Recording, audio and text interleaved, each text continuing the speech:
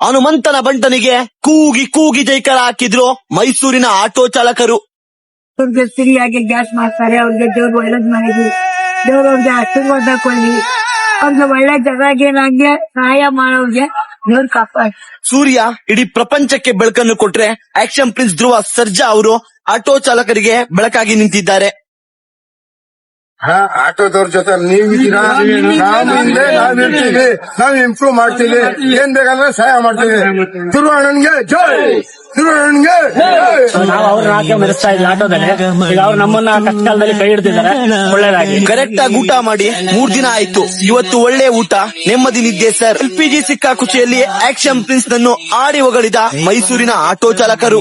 ನಾನು ಬೇರೆಯವ್ರ ಅಭಿಮಾನಿಯಾಗಿದೆ ಫಿಲ್ಮ್ ಇಂಡಸ್ಟ್ರಿಯಲ್ಲಿ. ಈಗ ಧ್ರುವ ಸರ್ಜಾ ಅವರು ಬಂದಿ ಆಟೋದವ್ರಿಗೆ ಹೆಲ್ಪ್ ಮಾಡ್ತಾರೆ ನೋಡ್ಕೊಂಡು ನಾನು ಅಪ್ಪಟ ಅಭಿಮಾನಿ ಧ್ರುವ ಸರ್ಜಾ ಅವ್ರದ್ದು ಬಿಗ್ಗೆಸ್ಟ್ ಫ್ಯಾನ್ ಆಟೋದಿಂದ. ಇದುವರೆಗೂ ಯಾವುದೇ ರಾಜಕೀಯದವ್ರು ತಗೊಂಡು ಬಂದಿಲ್ಲ. ಒಂದ್ಸ ರಜಾ ಕೊಟ್ಟಾದ್ರು ಫಿಲಂ ನೋಡಕ್. ಕಷ್ಟಕ್ಕೆ ನಾನಂಬಿದ ದೇವರೇ ಬರಲಿಲ್ಲ, ಕೊಟ್ಟ ಮಾತಿನಂತೆ ನಡೆದಿದ್ದು ನಾ ಕಣ್ಣಾರೆ ಕಂಡ ದೇವರು ಧ್ರುವ ಸರ್ಜಾ ಅವರು ಮಾತ್ರ.